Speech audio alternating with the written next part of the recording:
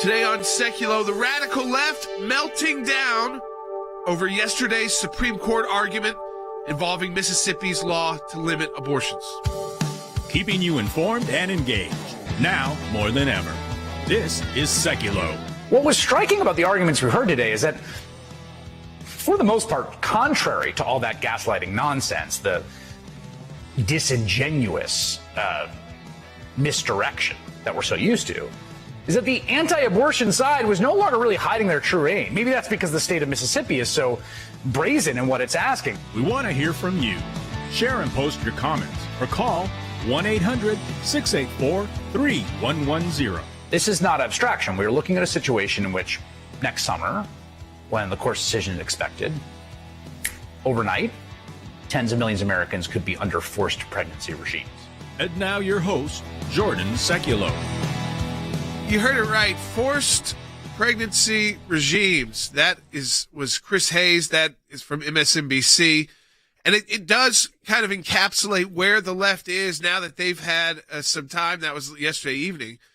Some time to take in the oral arguments yesterday in what is the most important case involving life that's made its way to the U.S. Supreme Court since 1992. And I think that now that everybody's had some time to digest the oral argument yesterday and where the justices specifically, put the three liberal justices to the side for a moment. Look at the six justices nominated by Republican presidents and who are more open to life and the idea of a pro-life argument in court, and also this idea that Roe versus Wade was wrong based off the principles of federalism, the idea that this should be up to the states. So you look at then from Chief Justice Roberts, who was, again, I think fair to say, looking at looking at ways to uphold the law without potentially directly overturning Roe versus Wade. Then you had Justice Kavanaugh go through a list of cases where the Supreme Court has overturned its precedent. You heard stare decisis over and over and over again, precedent of the court, but he went through the list again, all the cases where the Supreme Court has decided to change its mind. And again, things change over time. We heard that in the arguments yesterday that, this is not 1973, where we are with technology, where we are medically, where we are with also women's ability to take control of their own life. It's a different situation. I want to go right to CeCe Howe, because CeCe, now that we've had kind of a day to take this in, what we're hearing from the left is the outrage, but I think what that really underscores is that they're very worried about the decision. Absolutely. I think they see the writing on the wall. They heard the oral arguments.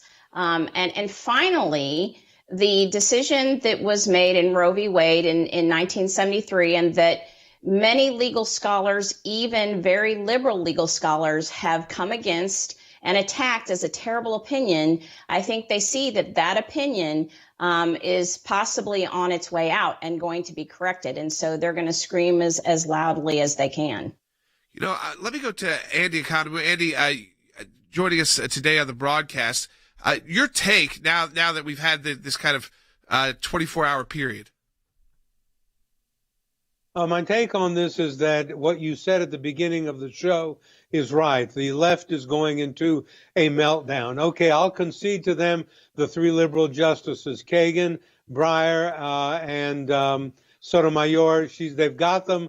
I think Breyer came out of the chute saying right away, well, there is stare decisis. Why should we change this? So he's not going to change his mind. But the questioning that was posed by the other justices indicate a shift in my direction that is pro-life. I've listened to it very carefully. I actually listened to it twice, Jordan, because I wanted to be sure that I was hearing what I heard right. And I'm very impressed with the way the court is, I think, going to proceed. You can't predict, sure, but it looks like that we are going to get a favorable result somehow. I want to take your calls on this, too. If you've got questions about yesterday's oral argument, what you're hearing in the media, give us a call, 1-800-684-3110. The importance of this case to those of you who've been fighting and standing with us in the pro-life movement, it cannot be underscored enough. Support our work at aclj.org. And again, give us a call, 1-800-684-3110. We'll be right back. The justices heard arguments yesterday over a Mississippi law that bans abortion after 15 weeks of pregnancy.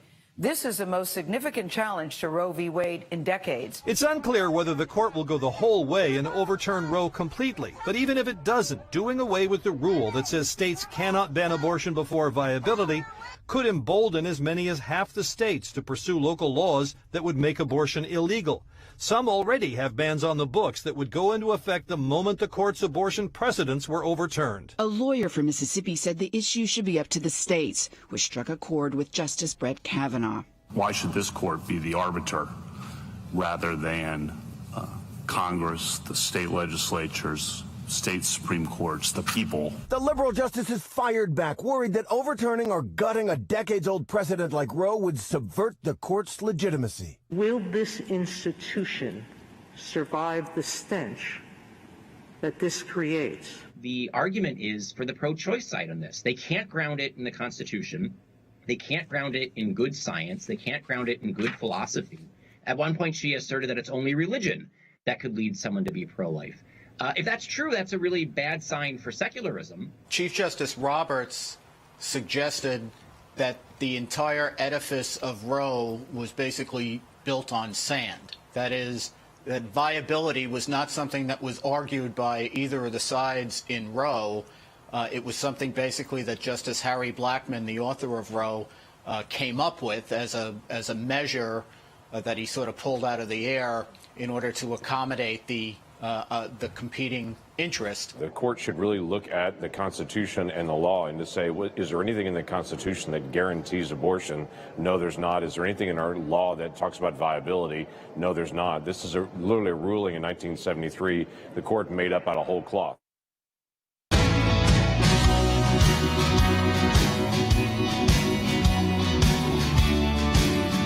All right, welcome back to Sekulow. We are taking your phone calls as well, 1-800-684-3110. We're going to spend the first, we've already got 5 minutes through the first half hour, but this first half of the show, getting back into the Dobbs case yesterday at the Supreme Court. And, of course, we're going to be tracking this very, very carefully throughout the entire process until the court likely the decision will be sometime in June. So, I mean, you've got a considerable amount of time, but you want to talk about it while the oral argument is fresh and fresh on everyone's mind. I want to play this. This is the former president of Planned Parenthood, Cecile Richards. You're just starting to hear these ridiculous. I always say when you start trying to play doctor or trying to making these scientific broad statements, I think it's just, again, a lot of this is hyperbole, but you do need to listen. Take a listen, Fighting Team.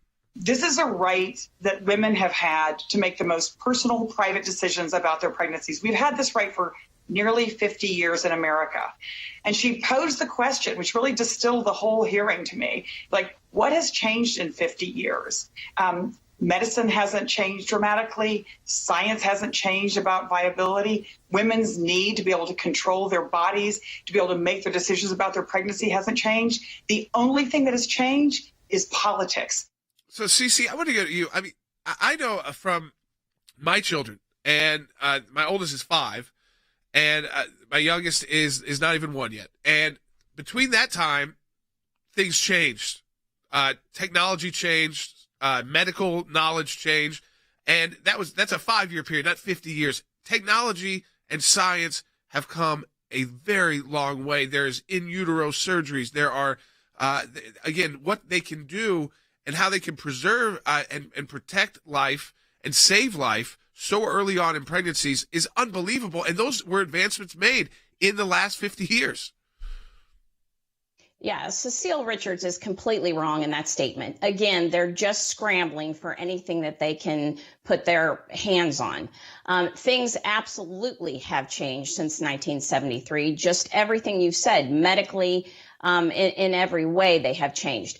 But the most important part is, even if nothing has changed, a bad opinion in 1973 is still a bad opinion today. And so really nothing had to change for this opinion to be struck down, which it should have been. It's just taken 50 years to do that. But we've seen that with other cases, bad decisions, wrong decisions made, and 58 years later, they get overturned and the right decision is made. So she's wrong really on both ends. Lots of things have changed medically since 1973, but the main point is nothing had to change. It's a bad decision, and it needs to be corrected. Andy, I know we'll play the bite in a second from Justice Kavanaugh, but something that you picked up on too was this idea that the court has gotten it wrong. As Cece was just talking about, they've gotten it wrong before, very wrong, and they've corrected themselves.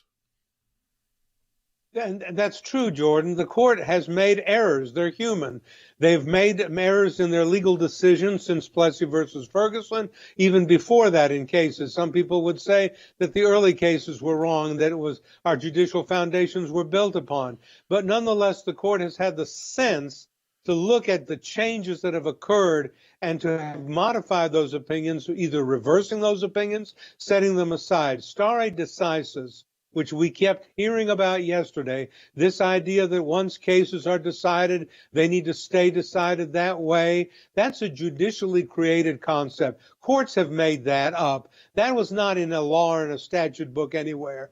Courts have made that up, and that is not a hard and fast rule. When something, Justice Breyer notwithstanding, by the way, but when something is wrong, and Justice Kavanaugh, impressive to me, rattled off a list of those cases in which the Supreme Court has gone back and said, this was wrong, this was wrong, this was wrong. We reverse it, we change it, we supplant it, and we put another law in there. That is exactly what needs to happen to Roe. Why is that so surprising to the left? We've done that all the time, Jordan. You know, it's. I want to play it for people so they can hear what Andy's been talking about. It's a couple minutes, so stick with us. This is Justice Kavanaugh, yesterday's oral argument. History helps. Think about stare decisis as I've looked at it, and the history of how the courts applied stare decisis. And when you really dig into it, history tells a somewhat different story, I think, than is sometimes assumed. If you think about some of the most important cases, the most consequential cases in this court's history, there's a string of them where the cases overruled precedent. Brown v. Board, outlawed separate but equal. Baker versus Carr, which set the stage for one person, one vote. West Coast Hotel, which recognized the state's authority to regulate business. Miranda versus Arizona, which required police to give warnings when about the right to remain silent and to have an attorney present to suspects in criminal custody. Lawrence v. Texas, which said that the state may not prohibit same-sex conduct. Knapp versus Ohio, which held that the exclusionary rule applies to state criminal prosecutions to exclude evidence obtained in violation of the Fourth Amendment. Gideon versus Wainwright, which guaranteed the right to counsel in criminal cases. Obergefell, which recognized the constitutional right to same-sex marriage. In each of those cases, and that's a list, and I could go on, and those are some of the most consequential and important in the court's history, the court overruled precedent. And it turns out if the court in those cases had listened and they were presented with arguments in those cases, adhere to precedent. In Brown v. Board, adhere to Plessy. In West Coast Hotel, adhere to Atkins and adhere to Lochner. And if the court had done that in those cases, the country would be a much different place. It'd be a much different place, Andy, for when it comes to civil rights. It'd be a much different place when it comes to your protections if you are facing any kind of criminal charges. Oh, that's exactly right. Being a former prosecutor for over 40 years, I can tell you that Miranda versus Arizona, the Escobedo versus Illinois case, Mapp versus Ohio, all those that talked about the criminal cases I'm intimately familiar with, that Justice Kavanaugh said, they all changed what had been decided by the Supreme Court before in those cases, Jordan. The Supreme Court said we made errors in those cases. We were wrong in those cases. We need to change that. We need to correct that. We need to state what the law is. And in the current situation, there is no constitutional right to an abortion. What they rely on is this liberty interest. When asked the question, the person representing Dobbs Medical Abortion Clinic said, well, when Justice Thomas, I think, asked her, well, what do you ground this on? What constitutional principle do you say stands for abortion? All she could say was a liberty interest. Liberty from what? Liberty from life? What about the fetus? What about the child? No liberty for that child, only liberty for the carrier of that child. So Justice Kavanaugh, and I was so impressed with the litany of cases that he rattled off. He was right in everything that he said. Absolutely correct, Jordan. You know, I wanted to play this too, CC, because this again, you know, it came up, these distraction issues. Like you said, ultimately, if what Mississippi's really arguing and what we, you know, all of us have agreed is that this decision in 1973 and then reaffirmed in 1992 was wrong. It was a wrong judicial decision. It was bad application of the law, bad application of the Constitution, and we've called it abortion distortion, that nothing else gets treated like this. And ever before, where states have such little role and the people have such little role in being able to put in place common sense regulations even. But then it goes to this. I mean, this idea that you're just a bunch of, and I've seen this throughout the toxic world of social media, that you know, you're a bunch of theocrats trying to push this. Take a listen, because Justice Sotomayor gave weight to those who were trying to make this this divisive issue in our country. Said if you're not like an evangelical, somehow you can't be pro-life. How is your interest anything but a religious view? The issue of when life begins has been hotly debated by philosophers since the beginning of time. It's still debated in religions. So when you say this is the only right that takes away from the state the ability to protect a life, that's a religious view, isn't it? Because it assumes... I would step in because, again, it's not so much... These three justices on the left, we know where they're going on this case. You can predict easily. But Cece, again, with that idea that you've got to be some religious theocrat to somehow take this view that a life after 15 weeks in Mississippi's case should be protected. Yeah, and that's exactly right. They don't have an argument, so they want to shame and you know, try and belittle anybody who could think protecting a life is worth doing. And there's doctors that say when life begins, it's medically proven, has nothing to do with religion. It's a scientific fact, but she's trying to distort it to make the abortion distortion that abortion is such a right, we can't get rid of it. We're starting to see some movement, too, in circuit courts already on life cases. Listen, this case will have huge impact on many of the cases, including cases we're working on right now. We'll talk about that when we come back. We're also going to be talking about second half hour. Guess who's bringing back the Remain in Mexico policy? You won't really believe it. That was a horrible policy. We'll be right back. For 30 years, the American Center for Law and Justice has been dedicated to protecting your religious and constitutional freedoms. Because of you, we've seen great success in the courts and Congress concerning the issues that matter most to you and your families. ACLJ Chief Counsel Jay Sekulow. Our decades-long commitment to the Constitution and the rule of law is at the center of everything we do. The bottom line, our work could not take place without your generous support. It's a critical time for our nation and our world. With so many challenges facing our country, the work of the American Center for Law and Justice has never been more important. There's no better way to support the ACLJ than through online giving. We truly appreciate your financial support. Without it, it would be impossible to do our work here and around the globe. And the best way to support our work is to make your financial gifts online at aclj.org. Donating online is safe and secure, and an online gift at aclj.org can be put to work immediately, enabling the ACLJ to continue the battle against abortion giant Planned Parenthood. These are our young people in their 20s and 30s that are doing this, are fighting for life at a whole new level to beat back the abortion juggernaut. We've got a whole group of young lawyers that are defending them. To protect Christians facing persecution. The release of Andrew Brunson. He is the American evangelical from North Carolina, held in Turkey for more than 2 years. We're grateful to ACLJ who put it out to these people, you know, they were getting all this out. I'm thankful, I'm grateful, and actually I'm astounded. To stand up for our good friend Israel. To work to uncover the corrupt deep state in Washington, and so much more. Take part in our matching challenge today. You can make a difference in the work we do. Give a gift today online at aclj.org.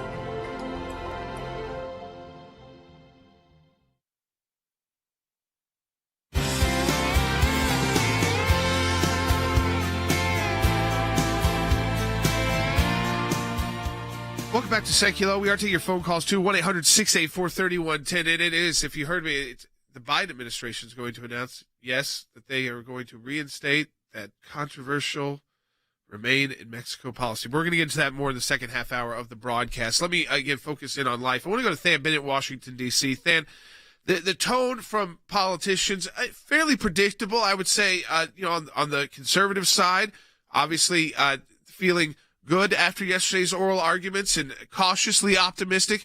And on the left, trying to foment a lot of outrage. But what I will, and this is my honest take, it's not just a partisan take on this. I was just kind of looking to see, did the outrage actually match the American people? And I think what has happened on this issue in life is that while the Democrat Party is tied to it, where they almost exclude people who are pro-life from even joining the party if they agree with all the other issues. But when it comes down to it, ultimately, it doesn't seem like the American people share their outrage at all.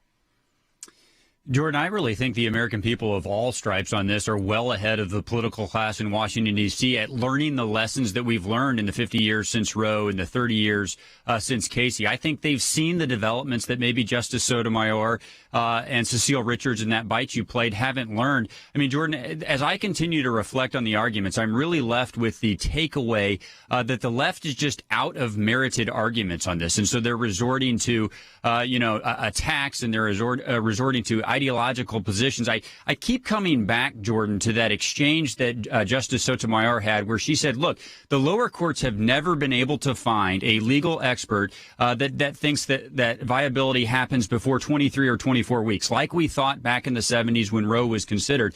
Jordan, the American people know there are literally scores of human beings walking the planet, talking, walking, breathing, who were born before that point. And, I think, Jordan, if you'll indulge me, one of the reasons I keep coming back to that exchange, it was less than a year ago that our family provided care for one of these babies. She's now over a year old. She's in an adoptive family. She was born before that point of viability. So for Justice Sotomayor to sit up on the bench and to lecture the attorneys that no one could possibly dream that viability begins before this point, Jordan, she's not just, wrong in her opinion. She is wrong on the facts. And I think the American people are well ahead of her. I think they're well ahead of the political class. And quite frankly, the political class in Washington, D.C. that would like to see Roe upheld.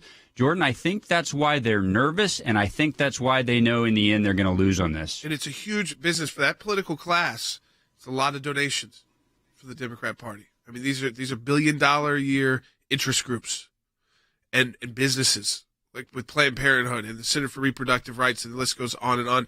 But Cece, this idea too, it came up in the oral arguments, but the idea, and what Than is talking about, this idea that the people making this argument about viability and where do you draw that line don't even believe that line should be drawn.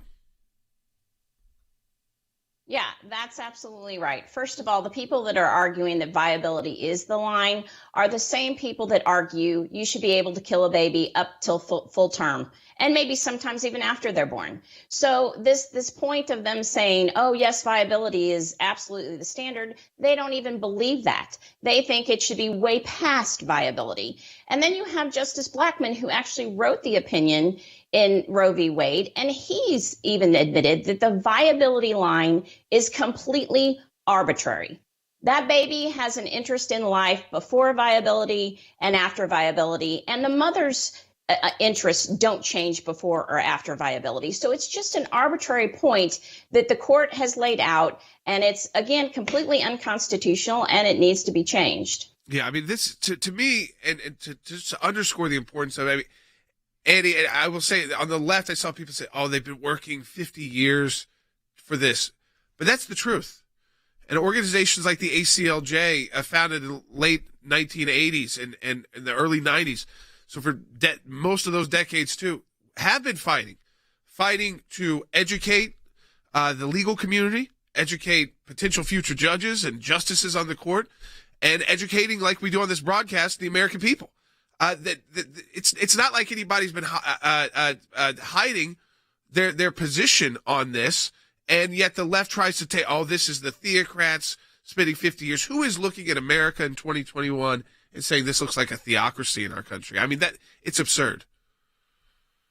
Well, it is absurd, but that's the only argument they have to fall back on, is to say you're being ruled by religion. This is a theocracy in the early medieval style, and therefore, really, this is a fake persona that you're portraying. But let me just say, as you know, Jordan, I've just come back from Strasbourg, where our European Center for Law and Justice operates out of in France, and we have had tremendous success in countries in Europe on this abortion issue, particularly, may I say, with Poland, which has held that illegal abortion is illegal and contrary to the Polish Constitution, regardless of what the European Court of Human Rights has said. And the ACLJ's European branch, the ECLJ, had a great role in making that decision and embarrassing the European Court, because the country of Poland said, I don't care what you say, European Court of Human Rights, it's against the Polish Constitution, and that's how it's going to remain. So these are constitutional and legal questions, Justice Sotomayor, not religious questions. I'm sorry. You know, I want to go to the phone. Steve in Colorado online, too. Hey, Steve, welcome to Sekulow. You're on the air. Hi, thanks for taking my call. Thanks for calling in. I have a couple of comments to make. One is that viability is really an artificial construct, and it's dependent on certain necessary conditions which are assumed to be present. And if those aren't present, no one is viable, not an adult, not a baby after birth, and not a baby pre-birth.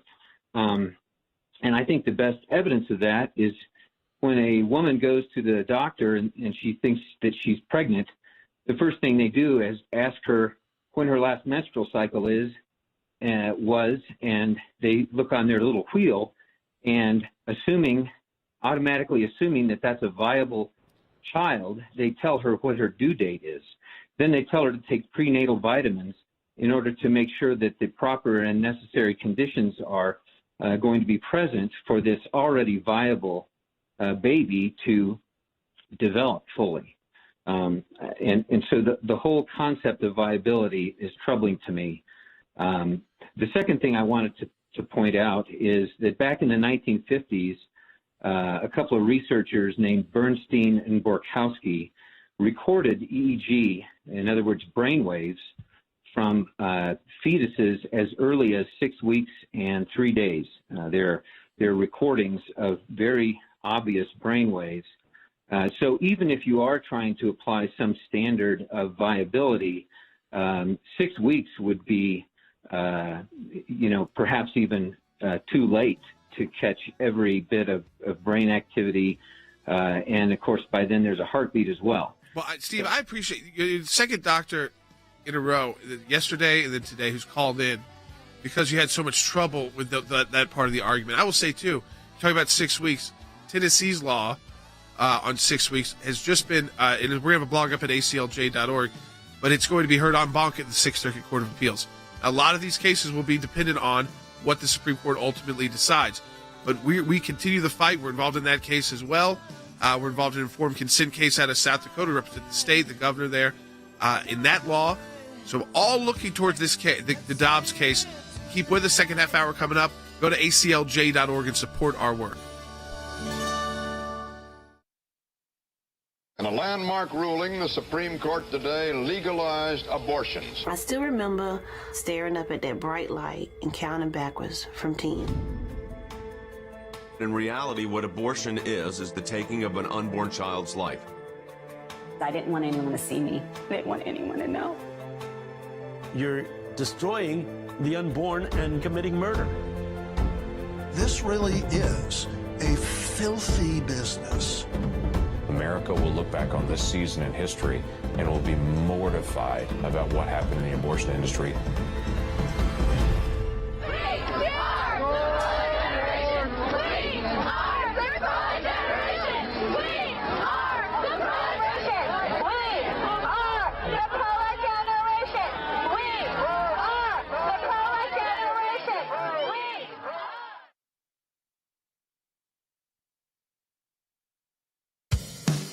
Keeping you informed and engaged, now more than ever. This is Sekulow. And now your host, Jordan Sekulow. Welcome back to Sekulow. First half hour of the broadcast, we focused in on the Dobbs case yesterday at the U.S. Supreme Court. It is the first direct challenge to Roe versus Wade. It's a 15-week abortion. The restriction there would prevent abortions after 15 weeks in Mississippi, 15 weeks in the pregnancy. That case has now been heard before the Supreme Court, fully briefed already. I mean, we filed 3. I'm holding my hand now, 3 briefs at the U.S. Supreme Court from the ACLJ and affiliated entities.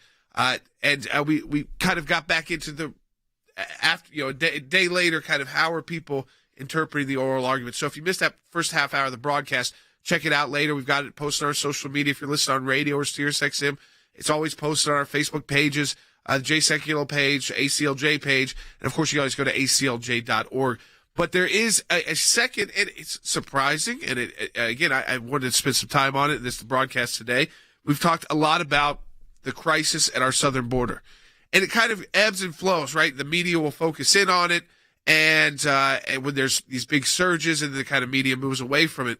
But now we know, Wall Street Journal breaking this news, that the Biden administration has reached an agreement with Mexico to restart what was called a controversial Trump-era immigration policy known as Remain in Mexico. They are they're also known as they're really called the Migrant Protection Protocols. These again, this significantly changed our southern border, and the Biden administration ended that policy, called it bad policy. Well, now guess what restarts on Monday? Migrants are going to be sent back to Mexico. Yes, the Biden administration has readopted one of the Trump administration's most important policies when it came to dealing with the crisis at our southern border, head on. And so to me, this is a huge moment because it is the Biden administration admitting they got it wrong. And Wes, right away, there's no way around it. They ended the policy, and then now, we don't know how long they've been back in negotiations to renegotiate the policy, but they obviously they're following the Trump playbook exactly to reinstate Remain in Mexico. Right. There's a lot of disingenuous about this whole issue with the Biden administration. Part of the background, though, and the reason they're restarting it is that a court ruled that Missouri and Texas sued the Biden administration over canceling this program. He actually canceled the Remain in Mexico policy his first day in office. Missouri and Texas sued, and the judge has said, okay, they did not go through the proper administrative hearings. The Biden administration did not, so he's ordered them to reinstitute it. So they're doing it on the outside reluctantly, trying to play to their left-wing base. But in reality, I think they realize we have a real issue here. This is a crisis, and this actually worked. The thing that's interesting about Remain in Mexico is that the country that was most in favor of it was Mexico. They lamented the fact, they complained actually to the administration on the day that he canceled it. And there are a couple of reasons why Mexico likes this policy. First of all, they get some aid from us to try and keep the people housed and fed while they remain in Mexico. It is a humane program because it lets people remain there, and they're fed and housed and clothed, and they're kept safe while their immigration hearings are taking place. But the other thing that Mexico liked about it is because whenever we had this instituted, illegal border crossings at our border fell dramatically because of this. But not just that. Mexico was having trouble policing their own southern border because people were coming in from the Northern Triangle countries and disrupting life in Mexico. So Mexico liked the program because it also decreased illegal crossings on their own southern border. And even though this was working, even though it was lauded not just in America by some people, but lauded in Mexico, the Biden administration stopped it anyway, which is insane. Because right now we're sitting, Jordan, at 1.66 million people that have crossed illegally that we know about, that we've confronted since Biden took office. You will love that, of course, the administrations are blaming this. There's a court order out of Texas. Also, we're forced into having to do this. But I just want to remind you, President Biden called it dangerous and inhumane. And they're reinstating it. So now they're blaming a court. We'll talk about that when we come back on Sekulow. Thanks to your support of the ACLJ, we have had many victories. The report is coming out. It shows that not only did Tea Party groups get more scrutiny, but so did a host of other conservative groups. It was something that no one could believe our government was even capable of doing, and now they were admitting it. It's one of the most significant wins in the ACLJ's history. To take on the IRS and win, for the ACLJ, life has always been a top issue. Barbara, I am here at this site because there are thousands of people and millions across America that say abortion's murder. When you're fighting for the life of the unborn, you're on the right side of history, you're on the right side of law. These are young people in their 20s and 30s that are doing this, are fighting for life to beat back the abortion juggernaut. It's very important that we remain hopeful that the courts that the Trump administration was able to impact will give us good rulings that are based in law and sound reasoning. This is one of the social issues we're winning. There are historians that point out that religious persecution is at its highest level since the first 3 centuries when the Roman Empire led religious persecution. A mid-state pastor's family is fighting to bring him home. We are getting my husband after 7.5 months.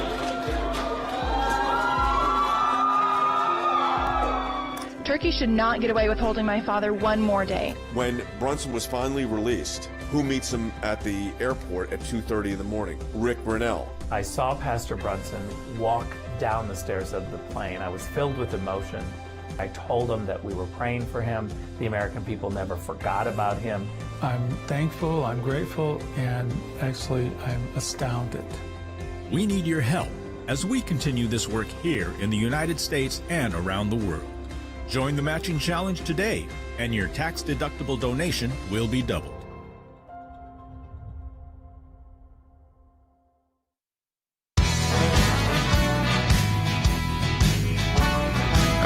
What I love about this situation at that the Biden administration find themselves in, maybe because the polling is in the 30s, the approval polling is in the 30s, and you have all the staff shakeups, and it's kind of like one thing after another that they're never really getting their hands on, and that's not a good thing for our country. But they can't even admit that it's not just a court order, because there's all sorts of things that they didn't administratively in the program correctly, and that if you're going to do that, you got to go through the process. Well, instead of doing that, while this court order's been sitting out there, they're reinstating it. But if you listened to Jen Psaki today, it sounds like, oh, we're being forced to do this horrible policy. That's not really the case. We'll explain that in a minute, but take a listen. The administration announced today that the U.S. and Mexico have reached a deal to restart the Remain in Mexico program that was started under President Trump. This is something that your administration is fighting in court. The president, has railed against this policy. He's called it dangerous, inhumane, saying it goes against everything we stand for as a nation. Just wondering if you can reflect on how he feels about having now to see this move forward now. Well, as you noted, Mary, Secretary Mayorkas also and the president have repeatedly said that this program has endemic flaws. It has imposed unjustifiable human costs, pulled resources and personnel away from other priority efforts, and failed to address the root causes of irregular migration. Deeply flawed. That's why we stopped enrolling individuals in the program on day one and subsequently issued a memorandum in June terminating the program. But when the court said that's not the right way to do it, instead of saying, okay, we're going to do it the right way, they're reinstating it. And Wes, as you pointed out to me during our break, they renegotiated, they made some changes. So it's not like what she's just saying. It's not like they're just going back to square one because they're forced to by a court. That's kind of how they're trying, I think, to blame it to the left, right, who doesn't like the policy, and to try to justify. He called it inhumane and unjustifiable human cost. I mean, the list goes on and on. Dangerous was used by President Biden. But they've actually updated it to make it even more stringent. More stringent and actually more effective and, in my opinion, more common sense. A couple of changes among several that they've renegotiated with Mexico. First of all, not only will single adults be sent back across the border to remain in Mexico while their immigration hearings take place, families with children will also be sent back. And again, they're fed, they're housed, they're clothed while their immigration hearing is scheduled. Because in the past, if you came across with a family, they just let you in, And so that's a change. The other thing, though, Mexico has now said they will not only hold people on their side of the border who come from South America and the Northern Triangle countries, Mexico has said that we will hold anyone who speaks Spanish on our side of the border, because what is happening, we're getting people not just from Central and South America, people are coming from Cuba and from all over the Caribbean.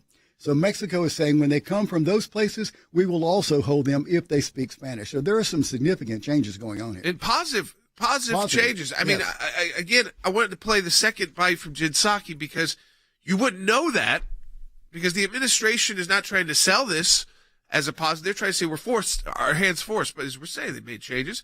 Changes are actually good. I mean, they made the policy stronger. That's good. They took what was working, make it stronger. But take a listen to Jen Psaki. You would never know that from the White House by 23.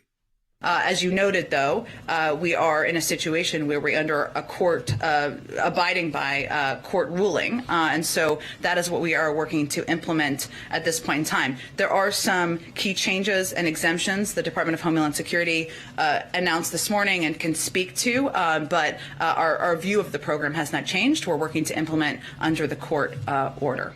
Working to implement it under the court order. I mean, to me, Than, it goes to it's a real issue. It's a humanitarian issue. We were finally able to. I want to take people back. This idea, people mocked at like Operation Warp Speed. They mocked President Trump for this idea that this could ever be implemented. And now here they are, as Wes was explaining. Yes, there's a court order, but instead of following the court also laid out how you could remove the policy. You can't force them, but said you can't, the way they did it was wrong. And instead of taking a procedural issue and if they really believed it going that way, they made changes to actually beef up the policy. Yeah, I think this just is awfully convenient for them, Jordan. I mean, I think they've come to the realization that the migrant protection protocols remain in Mexico and the rest, that they work, Jordan, but they couldn't find a way to politically reinstate them without paying a political price. And so they're sort of blaming it on the court. Oh, it's too bad. We have to reinstitute it. When, Jordan, they know, because they've seen the numbers, they saw the crisis that took place over the last several months. They know that they're the proper policies to put in place. And I'll just remind listeners, Jordan, I mean, this is why we had that Freedom of Information Act in place, to ask why in the world you would stop a program that was actually helping the crisis, stop a program that was working. And by the way, stop a program that they still haven't re-implemented, which was Operation Talon, which removed sexual offenders who are illegally present in the country. Jordan, all of those went out the window and all of them are working. Now, I'm grateful that the migrant protection protocols were in place, but I just want to remind folks, this is one of the reasons that we engage that work behind the scenes, because it brings to light, it reveals the truth about what is working and what is not, and it really puts pressure on an administration to do the right thing, even if begrudgingly. Now, Jordan, I will say this. An awful lot of harm was done in the meantime while this program was on the sidelines, and it's a good thing that this court order has sort of given them the exit ramp. But look, I'll just tell it like it is. This was just a convenient way for them to say, oh, that was working, and it's time to put it back in place. Yeah, I mean, I think that, again, folks, this is a very important move, because it's ultimately, like they say, maybe it's convenient for them, but it's also a policy that works. And Andy, that's what ultimately, I mean, people, they have been dealing with. I know the audience, it's like crisis after crisis after crisis after crisis when you turn on the news, if you still turn on the news. But the idea is that there were, the Trump administration acknowledged the crisis. That was one. They had no problem acknowledging it. And two, that we need to be creative about ways to fix the problem and to improve the situation at the border. And honestly, for people who are this is impacted, which is all over the country, they don't care if you're a Republican or Democrat. They just want things that get done. And whether the court kind of nudged them here a little bit, but as Stan said, they kind of fell into this where they could still blame a court, but utilize a policy that actually worked. I think that down deep inside, Jordan, the Biden administration is thankful for the court's decision. They opposed, of course, the return to Mexico policy simply and totally because President Trump was in favor of it. No other reason. There was no basis to oppose the policy except Trump came up with it. Therefore, it had to be bad. So they was challenged in court, and I think they're breathing a sigh of relief, saying, "Well, how wonderful this is! We can go back now to the return and remain in Mexico policy, and we can blame it on the court, and we're going to tweak it a little and negotiate a little and do a little more talking with the Mexicans about this policy, which really was working, but we're going to say the courts are forcing us to do it." That's playing to the left base, of course, and we're doing it unwillingly, but really we want to do it. In point of fact, I think the Biden administration is breathing a sigh of relief, saying, "Thank the Lord that we have this court decision." Because you know what? Trump was right, and it was working. And it was one of those ideas, and we've seen it time and time again, where first they were mocked for just talking about the policy. I remember when President Trump said, we're going to have Mexico keep these people, and we'll work out, a deal. We'll work out an arrangement. And people said, "You've got to be kidding. They're never going to do that." And of course, if you incentivize it and pressure and use your strength as a powerful country, guess what? Then they announced remain in Mexico. Oh no! So he's got solutions to a border crisis that no one's ever been able to figure out, and because Congress can't get the job done on it, so use an executive branch and the executive power there to set policy that works. And then it was, now that it got went in, it's inhumane and dangerous. I mean, now they're back into re-implementing remain in Mexico.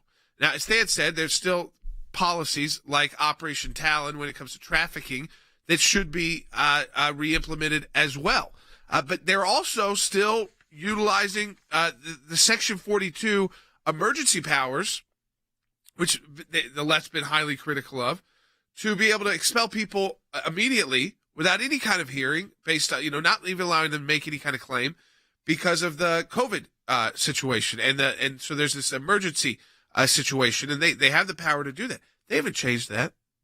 They again, so while they don't want to spend any attention on it, and I don't think with all the news around Vice President Harris, I don't know who's in charge of the border right now. I mean, it seems like we have a Department of Homeland Security. We have a vice president who was tasked with it. We have Jen Psaki speaking to it more than anyone so far in the administration. But I want to take your calls on it as well in the final segment of the broadcast. I think, again, this is a crisis that we should be able to come together with as a nation and have a unified policy on how we're going to secure our border. And if you can come up with creative ways to do that, working with our allies and working with those who border our country like Mexico, that is great. Instead of demonizing the other side on it, mocking the other side on it. And again, now you see a policy like this coming back. So I want to take your phone calls on it. 1-800-684-3110. Do you think enough attention is being given to the crisis at the border? 1-800-684-3110. If you want to weigh in and be on the Sekulow broadcast, we'll be right back.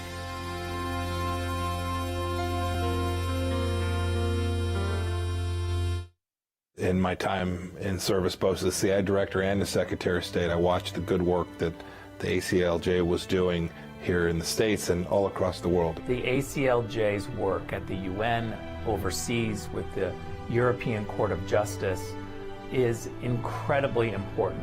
We have on our team lawyers, non-lawyers as well, that are policy experts. They're all engaged in foreign policy issues. We have been focused on protecting the nation state of Israel, particularly before the United Nations. We don't shy away from the battles that are going on at the UN and just complain about them. We actually try to go in and do something positive and actually affect change. The risk of a incomplete or unsolid relationship between the United States of America and Israel is real. Israel is very important to the ACLJ, and we will always fight for Israel's rights. We had a series of cases at the European Court of Human Rights, primarily dealing with religious liberty. And as Secretary of State, I saw this too. Nations that had more religious freedom were on firmer footing. They had better democracies. America has always been the world leader in religious liberties, in freedom of conscience and freedom of speech. We've taken the First Amendment, and that has been our cornerstone. It's to defend the rights of people of faith and others that are having their rights abused. We not only hold our government accountable, but we hold other governments accountable. You have to keep the battle going when it's not cool anymore, when it's not the #1 story on TV. You have to actually be committed to fighting it out, or else you'll never win. The ACLJ is front and center on this, whether it is going after the deep state, whether it is litigation that we're engaged in. Your support of the ACLJ enables us to do all of this. Go to aclj.org today. That's aclj.org.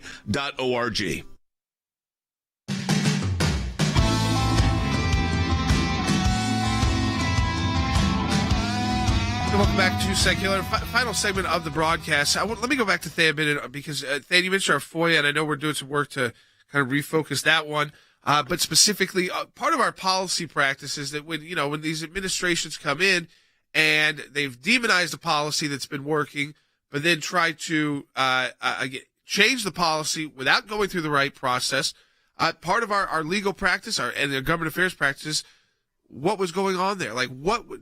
Taking the partisanship out, because I think they thought it would never happen under President Trump, could never get the deal with Mexico.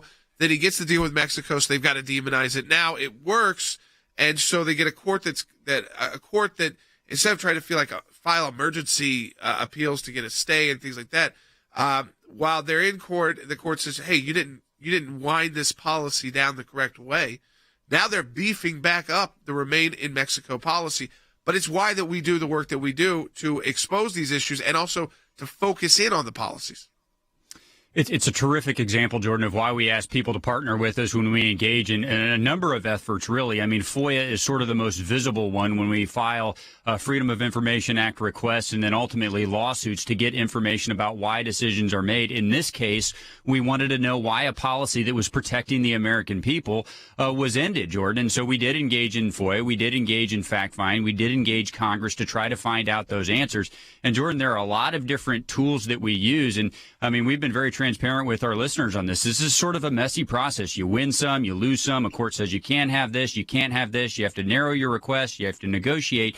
But at the end of the day, Jordan, what we got today is exactly what we're after. We're trying to get transparency on these issues. We're trying to shed sunlight. We're willing to use every legal tool available to us to accomplish it. And at the end of the day, what were we after, Jordan? We were after getting this policy that was protecting the American people back into place. So the way I look at this, and, the administration can put whatever excuse they want on it. They can put whatever reason they want on it. They can blame the court order. Jordan, the policy protects the American people. We need it back in place. It's back in place. I view that as a win, plain and simple. I also view it as evidence that this strategy is working, and we will continue to engage it. And so when we come back to an issue like this, I just wanted to kind of lay that out. This is why we ask people to support that work. It can seem monotonous at times. It can seem to take a long time, and it can seem to have, success mixed with failure in there. Jordan, this is the result it can produce. The policy's back in place, and that's a win. Yeah, I mean,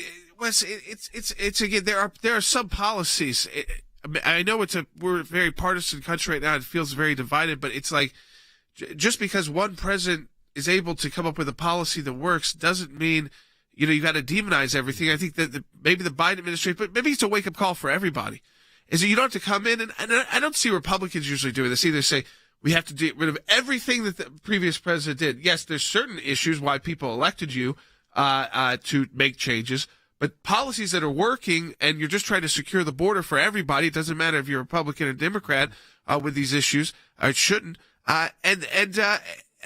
Maybe it gets us back to that kind of place because there are some issues that shouldn't have to be so partisan when you're dealing about people's lives and dignity and human beings. Yeah.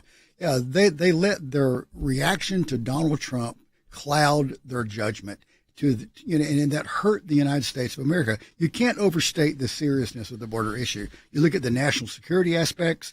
You look at the drugs coming across, the human trafficking, the sex trafficking, the public safety issues, now the health issues with COVID. It is a very serious issue, Jordan. And yet, up until now, this administration has been obviously dramatically out of touch with the seriousness of this issue. And I'll give you a couple of examples of how out of touch they are. Recently on Fox News Sunday, Mayorkas, the Secretary of the Department of Homeland Security, was talking to Chris Wallace. And he said that, Wallace says there's 10 to 12,000 people a day crossing the border.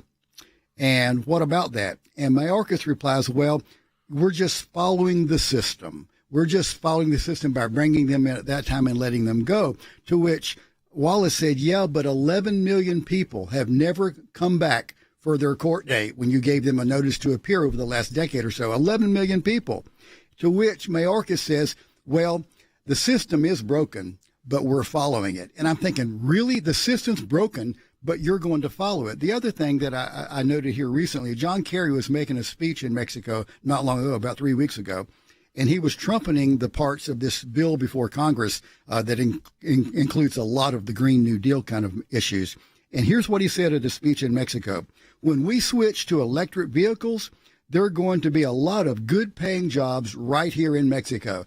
And I'm thinking, how tone-deaf can you get in light of what's going on with the economy in America? But this administration is truly out of touch. There are literally billions of dollars of equipment from the construction of the wall that are laying in the desert, deteriorating in the sun, because, again, a reaction to Donald Trump, we're not going to build the wall. And yet it's costing us $5 million a day, because we already signed the contracts with contractors, $5 million a day not to build a wall that was having a good effect.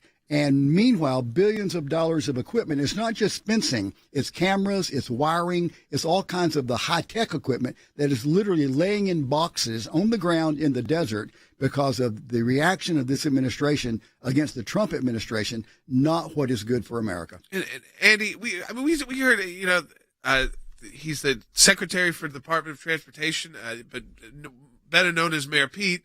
He's doing an interview about the gas prices because it falls under, his department. And then he says, well, if you don't like paying high gas prices, go get, like what West said, go buy an electric car.